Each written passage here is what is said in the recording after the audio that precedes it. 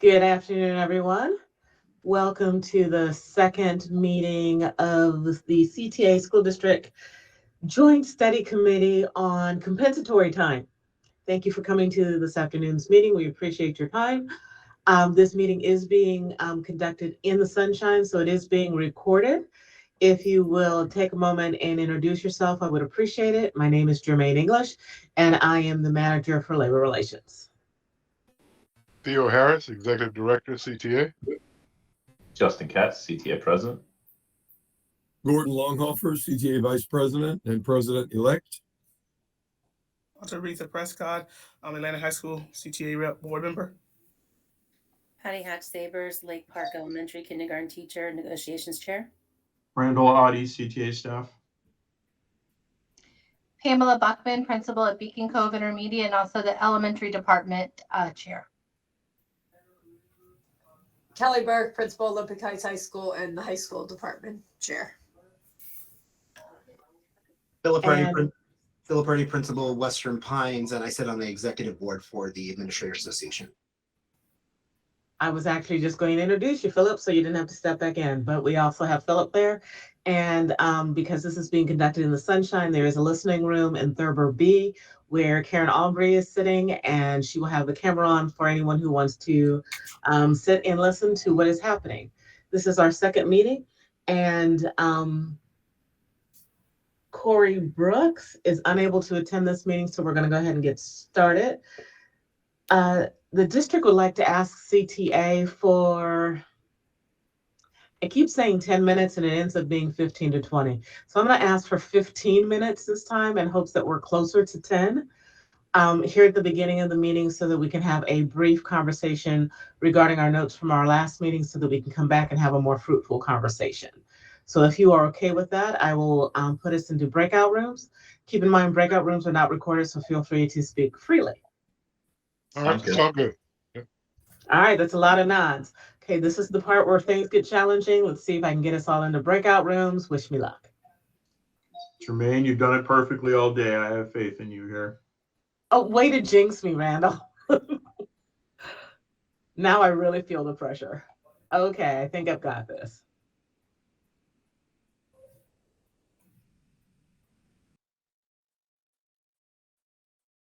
Good afternoon. I think everyone is back. Actually, we're waiting on, is Kiara with us now? Yes, I believe so. I believe she is as well. She rejoined us in the main room. I don't think she has yet. I think she might still be in the breakout room. Hold on, let me go check.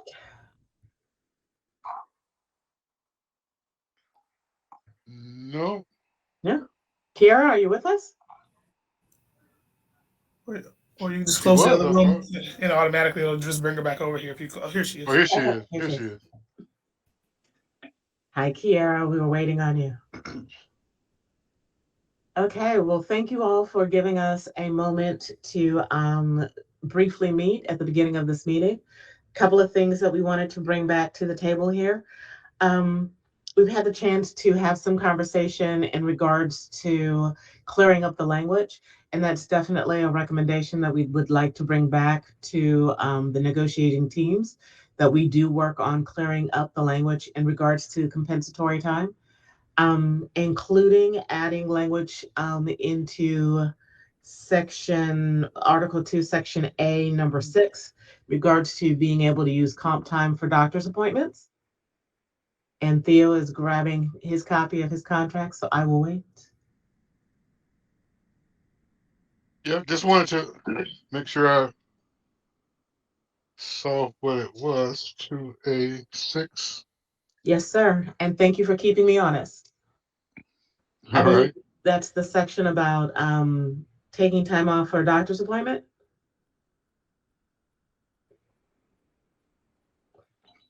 Right.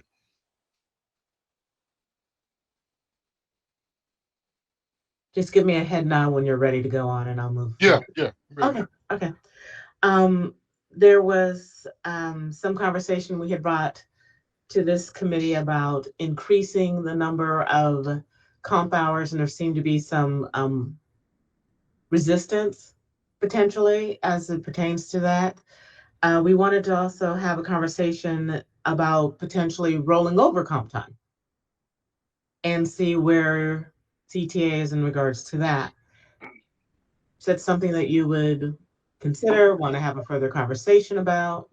What would be, because I'm not aware of, I almost public records requested this one time, but I don't think I did, but what would be the purpose of increasing to 20 to 40 for the monetization purposes? Because I'm not so sure anyone's probably ever claimed plus 20 for monetization purposes. Like there's probably a payroll code, but I would be shocked if anybody ever cashed in on that. I would probably be shocked as well if anybody's actually done that. I don't know if the principals are taking it upon themselves to go ahead and put in that payroll code, but the thought was to give more comp time somewhere or someplace for employees to be able to use it now that we've opened up the parameters in regards to when it can be used. So the conversation we wanted to have was, well, if we don't do that, how would you feel about potentially rolling over comp time from year to year? Okay. We certainly, we like the idea of rolling it over so long as we increase opportunities to use it. Otherwise, the rollover wouldn't really, stand on its own. So we're open-minded to that in tandem with opportunities to increase usage. Yeah, Absolutely. I may have missed this, Jermaine, but where are the places we've increased opportunity to use it? Hold on, let me grab my contract because I may be misspeaking.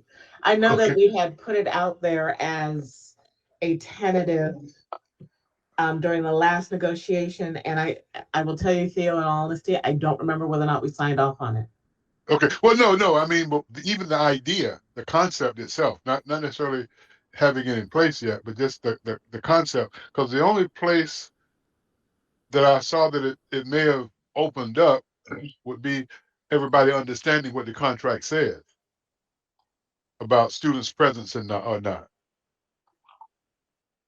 I believe that last negotiation session, we wanted to add, or during schedule student attendance times. I don't recall if that actually got put into the contract, so let me go check really quick. I think you guys backed off it because we thought that it might have been misworded in a way that could be like used against the district to more freely use comp time in like a dangerous way. I think you guys pulled it off the table because there was some question about the wording versus the intent. I think we supported the intent, but the wording wasn't right, and I think you guys pulled it, and that's what kind of precipitated this committee. Well, and I now have remembrance of that. Thank goodness I can actually remember that. So yes, we do definitely want to talk about the intent of increasing the ability to use comp time, but I can see how that wording could be interesting and Right. misused. Well, and see, I guess this has basically been our challenge with comp time is where is their opportunity? I mean, I guess with some people, it may exist, but not as a standard for all teachers. For middle school, the standard exists in the morning potentially. For elementary, the standard exists in the afternoon, but that's during their planning time.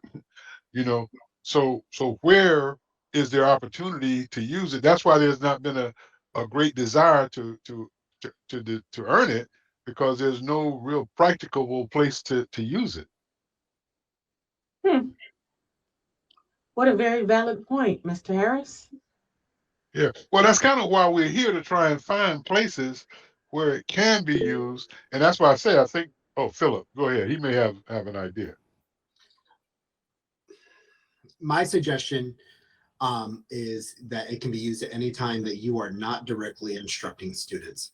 That does open up a lot of other opportunities.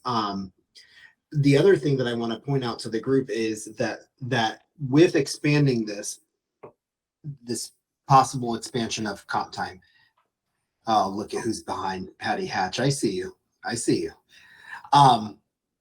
With the possible expansion of comp time, a lot of and I don't mean this disrespectfully, but a lot of the freebies that I may have given away before, I'll tell people, and Kelly has also said this as well, and I think Pam as well, that I would expect them to turn in comp time for that. So if they need to leave early or come in late at the middle school time, where before I'd say just as long as you're here before the kids get here, don't worry about it. Now I would be more apt to say turn in comp time for that, because if we're giving away that time and we're also not having a lot of opportunity to use the comp time, there's a lot of time where I just do professional courtesy for staff, because I don't really have a robust comp time program here. You take care of me, I take care of you, but that's not the way it is at every school.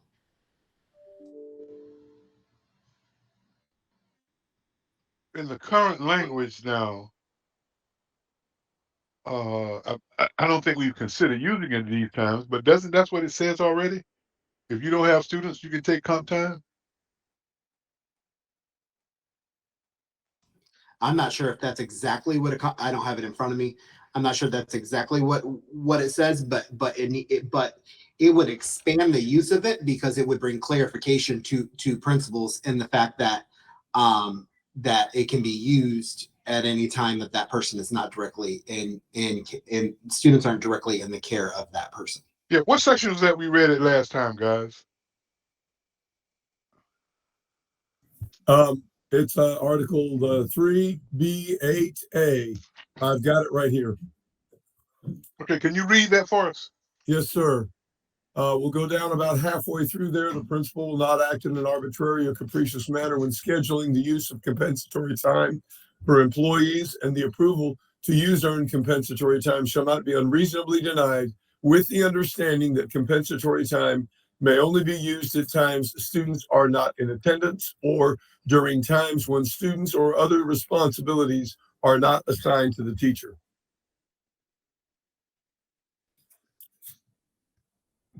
Okay, that's what I'm talking about. I'm saying that already exists. Am I right, or am I missing something? No, you're right there. But there are other places, for example, in regards to 2A8, where we wanted, and last time we spoke about being able to use compensatory time when using that doctor's appointment. So are you saying that at this juncture, that's not necessarily necessary because this would cover that?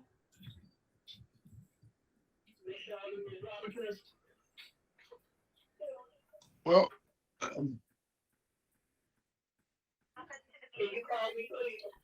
Gordon, can you copy that and put it in the, can you copy that little verbiage? Or and- link it, because it only allows so many characters in the chat, so you might want to link it. so where was Gordon? Where was this now? 3B, or hang on a second. I went away looking for where we were before. It's 3B8A. Correct. 56 in the blue book. Page 50. Well, page 51 if you're on the PDF version. Yeah.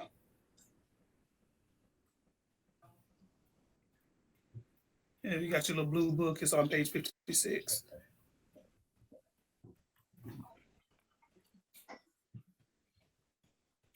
Mr. Harris, I guess the point that I'm making is that you can't have where the teachers, like in my case, I don't normally charge any type of time for any type of after school appointment, stuff like that. But then at the end of the year, the teacher will have, a lot of extra time that they'll say, oh, I didn't have the opportunity to use this. Well, you did, I just didn't charge you. So that is the point that I'm making with that, is that I would be, if we went to a more robust plan or to a plan where it is more widely known, or it is much clearer to all principals how it should be used, then I would be more apt to use comp time at any time that a teacher was not here during their contractual time. Is the point that I'm making.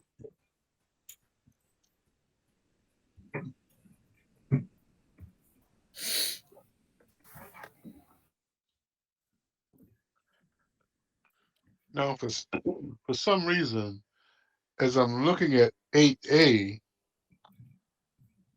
it says,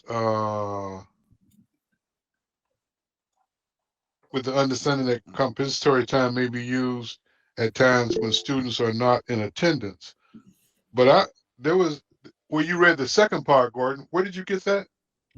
That's the second half of, that's 3B 8A. It's the second half of subsection A under 8. I just put it into the chat, the same fit that I just read.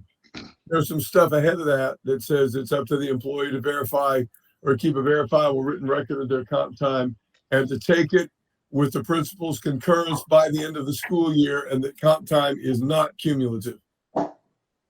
That's other prohibitions right now in that section.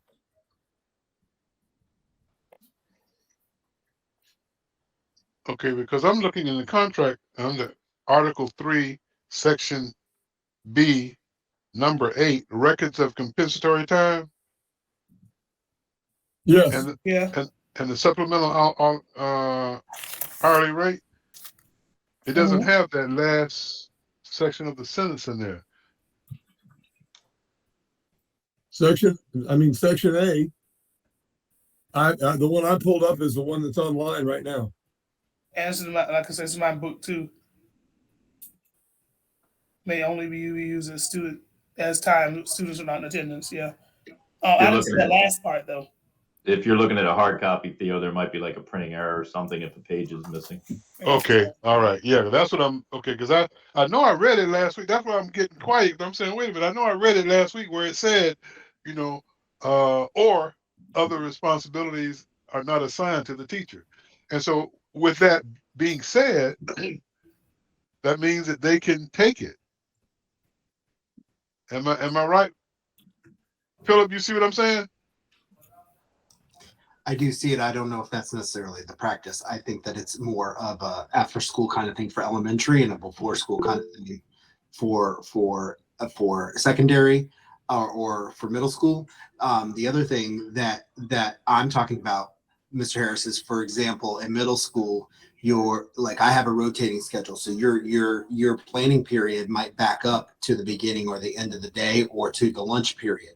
And so that gives them a nice chunk of time, either at the beginning, the middle, or the end of the day to use comp time. Right. But that is not a normal practice right now, that people are constantly using comp time for those, or even realize as members of CTA or as school-based administrators. I don't know if that's something that all parties even realize, the opportunities that exist to use comp time, because I think there's more opportunities exist than people may realize. Right. Like the example I just gave you. Right. No, I know. I understand exactly what you're saying, and how you just basically, try and look out for teachers and allow them to use comp time to do certain things, which, something that I would do if I was a principal, because I know I can get them to do other things, and, we both pay each other. But to be completely honest with you, I'm not really using a comp time system this year. I'm just I take care of people, you take care of me. Well, guess what? It's the same 10 people taking care of me. So right. Here we are going to comp time. Right. I got you.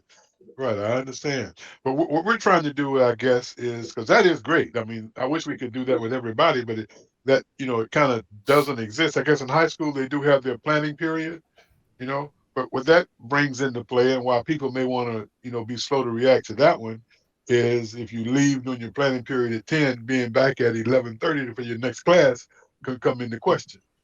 That could ultimately end up being a problem. And elementary, relief time is not enough. Planning time, I guess in the afternoon is a time you could use that time away. I don't know. I almost think it comes back to our original conversations too, okay. Clearing up the language. So I may interpret in that language may not be interpreted by everybody. So I think being very, very clear about the language, I think will help also, because someone could, I don't, but I'm trying to look from all sides, right? somebody could look at this and say, when students are not in attendance or during times when the students or other responsibilities are not assigned to the teacher. I'm hoping someone's not looking at that and going, well, your common planning or your planning time is a time that's assigned to you, right? That there would be that. I just think we have to look at like, what is that common language and making sure we're all on the same page with that language. So it's not open to me interpreting something one way and somebody else interpreting another way. To your point, Ms. Buckman, there have been times in my building where there was a desire by a school-based leader to want to make sure somebody didn't go off and do something because they said that's their assigned planning time, just to use the exact words that were uttered to me. And it was like, and if they're planned and they're ready to go and they're current with their grades on a regular basis, how is that really a problem? And so your approach to those types of times, Mr. Preddy's approach, Ms. Burke, I'm going to assume you're in the same boat there, is certainly a method that as a teacher leader, I would relish that in every single school. But getting that's probably darn near impossible. Yeah, so I think it comes back again to the language, making sure we're very specific in the verbiage. Not just language, there has to be an awareness. There has to be education from the district's part on school-based administrators and principals, and then there has to be education on CTA's part for their members.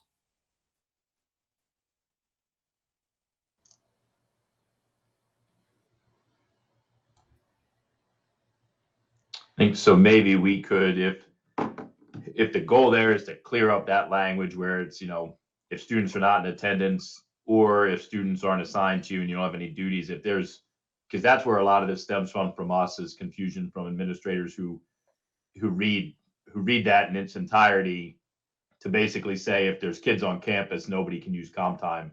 That's the impetus behind our push for that clarification. If there's wording that the district or CTA can work together on or put forward at negotiations, we certainly are in favor of that clarification. Has the district, I think we brought it up last time, and I think, Jermaine, you kind of, I had three things written down from last time. One was the clarification of student attendance time and the use of comp time.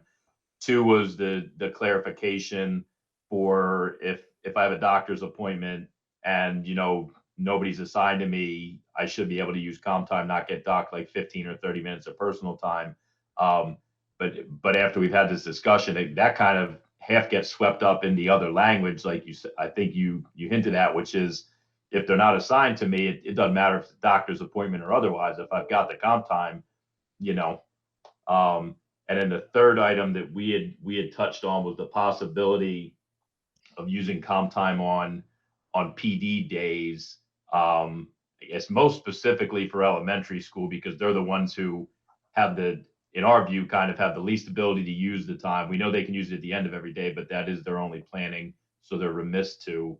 And they also seem to earn the most comp time just by, most of the activities in secondary tend to be like stipend activities. So there's a lot more kind of family, kid, social activities, I think, in elementary school from my experience. So they accumulate more and have less opportunity to use it. So we definitely, if there's any thought or feedback on the possibility of using it on PD days, with a particular emphasis more so on elementary, but. Well, and the conversation I had and gotten back feedback about in regards to PDD was, is it that there is not enough time for them to use it through the year? And if it rolled over from year to year, would that help eliminate having it available on PDD days? And that's why we're bringing back to you at this point the conversation about potentially it rolling over from year to year. If that is something that you would consider, something you want to have further conversation about, language we want to talk about in regards to that and what it looks like. Because if you have more opportunities, do you necessarily need to throw in the PDD days as well? I guess the concern there would be like if in this year, say this year I have 15 extra comp hours, right?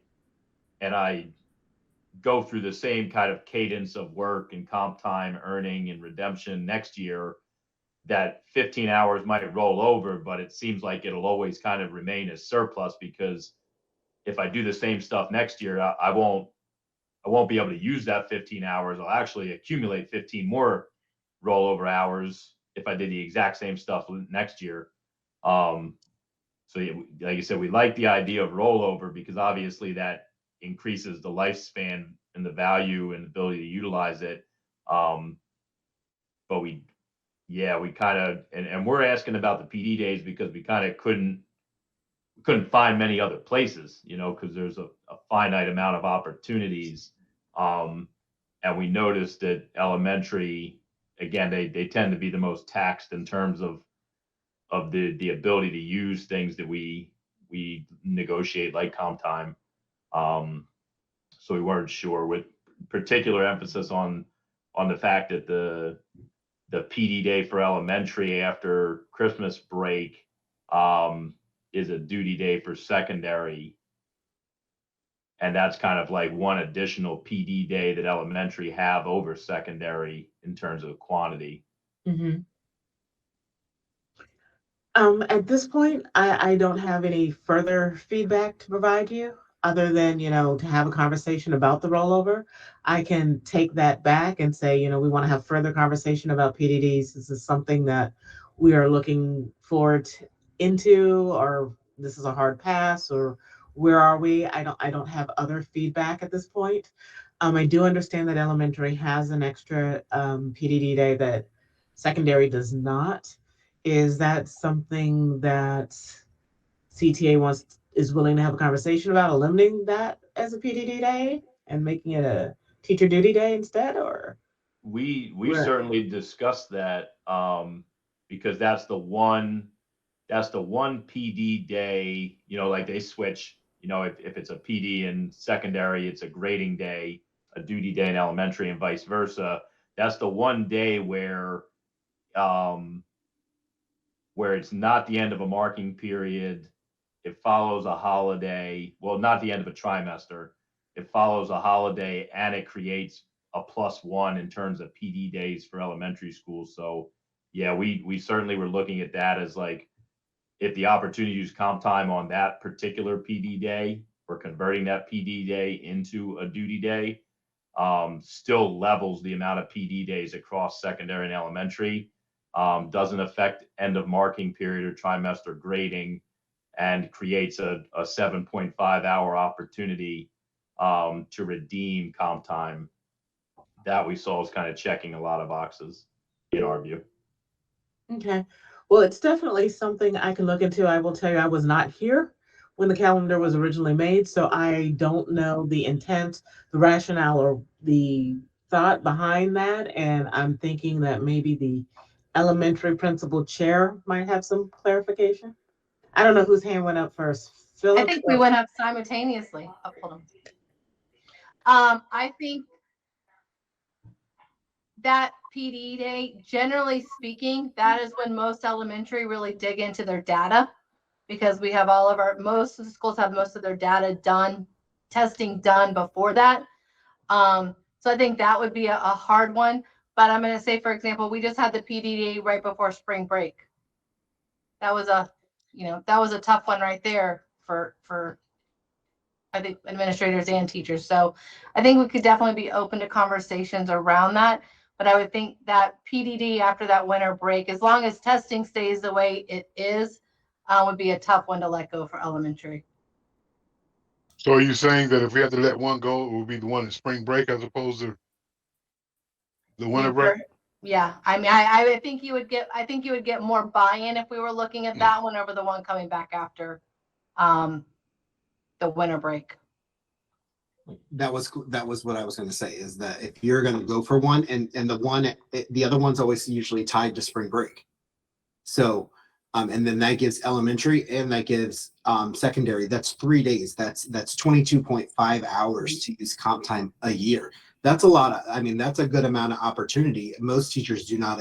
That's over that 20 threshold mark that we've talked about a lot. And then like this year, we have 2 additional duty days at the end of the school year. So that's another 15 hours because there's 2 duty days but again, like it keeps bringing me back to that thought, like, and Kelly, you know what I'm about to say, is that at those last 2 days of the school year, normally I would be like, guys, if you got all your stuff done and we've had our faculty meeting and our breakfast and we've given away our retirement gifts and your room is packed and cleaned, I hope that you have a great summer. Where if we go to a more strict comp time policy, I'm not going to want them to carry over those hours. So I'm going to say, if you're done, make sure you turn in your comp time for these 2 days or this day. And then there's going to be, your regulars who have tons of comp time and they're going to have it. And then there's going to be the ones that are like, well, you used to always let us just blah, blah, blah. And well, I can't, because things are adjusting with the comp, and I don't want you carrying over what you have to next year any more than you already have it. I mean, the other thing to look at too is if we looked at and said like half the day PD, half the day could be used for comp, kind of like we did with COVID. That could be a conversation to have too. I mean, I would hope most principals, especially after those days, are not coming back and going, we've got an 8 to 3 o'clock PD. You know what I mean? That if we said, hey, if we could say 8 to 12 o'clock PDs, and then, our teachers get that hour lunch, and then you could use comp time the last 2 or 3 hours of the day. Something along those conversations, I think could certainly be entertained as well. Mr. Harris, your thoughts? Mr. Katz? Well, yeah, I think those are plausible. Okay. Yeah, we're open-minded. Our goal is just to increase opportunities, to redeem it. Yeah, right now we don't have the rollover. Like I said, we'll think on the rollover, but we'd err on the side of more opportunities to use it than rollover, just because rollover might just mean that I end up annually banking and rolling more and more time. Well, and rollover can also have, and just to be clear, I have started digging into this a little bit at the end of last week. Rollover can also be administratively painful, especially if you change schools, to try and, someone having to track that and carry it forward. And there could be some administrative pains as well. So, right. And one of the things we don't want to do is do damage to things that already exist. Philip being a good example in doing this. And I'm not trying to be negative. I'm just trying to be real. No. I don't see it as that at all. No, I think what you do is great, and I'm sure your teachers appreciate it. And largely, I guess, unfortunately, a lot of times what we end up having to work on in these groups are the few, not the majority, and so and what you end up doing a lot of times is end up hurting the majority, because you start limiting these things and people have to back off where they were before, because it becomes contractual. It becomes a contractual issue, and so we don't want to do that. So I guess when we come back, I think we've kind of touched base on some possibilities. When we come back next time, we can probably have a better perspective as to what we may want to say, and I don't know how much it'll be different than what we have already, or just clarifying what already exists. Other than the one, I think, is because there is an inequity piece when you deal with 3 PDD days versus 2, 3 for elementary and 2 for secondary. So there's justification for trying to balance that piece out. And what you all are saying is that the March one is a better one than January. And so if it seems like you get more agreement that way, you get less resistance, you still end up getting the additional time for the comp day, just not the day that would be most preferable for everybody, but at least it would exist. And it's better than what we have already, because right now, neither exists. Philip. I want to tell you, after being in elementary for so long, I don't know if the one coming back from Christmas break is more preferable, in my opinion, and I'll tell you why. You've had two weeks off then, where by spring break, I mean, elementary teachers are on burnout. To get that extra day tacked on gives you 10 days of spring break if you include weekends. And it means that it's later in the year, so you're closer to having a higher balance accumulated of comp time than you are at just 4 months into the year at the December, January mark. And it is all the things that just those main two things. But I have a question for you, Mr. Harris, because you've been around for a while. Why has this ever not come up from CTA and bargaining about the 3-2 inequity? Like, did you guys ever talk about? I've even Patty, when we were together, I used to say it to you. Like, I don't get how secondary has 3 work days, and I understand the rationale. Has CTA ever asked or pushed for it or asked for it to be changed ever? Not with me. Justin may be better to answer. Not in the past, prior to now, but somebody else may. We certainly brought it up in conversations because elementary school teachers, for certainly as long as I've been in this position, have pointed it out, accurately. So yes, there have been conversations, Okay. and there's been some change in leadership at the district, and time has passed. So maybe there's more receptiveness to it. But yeah, we've talked about it in the past, and it kind of, I don't want to go into those conversations online on this call, but there had been some resistance. Okay, you're right, Justin. I remember now. You're correct. Well, we I want to be very conscious. I'm sorry. I want to be very conscious of everyone's time. We've got about 4 minutes left in this meeting. We're clearly going to need a third meeting. So hopefully everyone is okay with that. I will work with Justin and Theo to get that third meeting set up, probably closer towards the end of the month. Was there anything else for this particular meeting? Yeah, I got one thing. Yes, sir. I want to thank you guys. This has just been great. I just love it. Thank you. You're welcome. Thank you. Thank you for engaging in the conversation. We appreciate this, and we love the fact that our relationship is moving forward in a very positive way, and we want to keep it moving forward, because we can always agree to disagree and still smile and shake hands and have lunch together, and it's going to be okay. And I think that's where we are. And I'm looking forward to having more information. I'll work on some tentative language that I can hopefully share before the next meeting, so that we can have that. You kind of see where we are. All right. And we can go forward from there. All right. All right. Anything else from anyone for the good of the order? All right. Well, once again, thank you all for your time, your dedication, your service. We appreciate you. Have a fabulous Monday. It is still Monday, right? All right. Yeah, it is. Been in these meetings for a long time. Sometimes it gets to Tuesday. I thought we were about Wednesday or somewhere. For real. Pam, I'm going to send you a chat. I have a faculty meeting, so I'll call you. Bye. Okay, everyone. Have a fabulous day. Thank you. Bye, everybody. Bye, guys. Bye-bye. Bye-bye.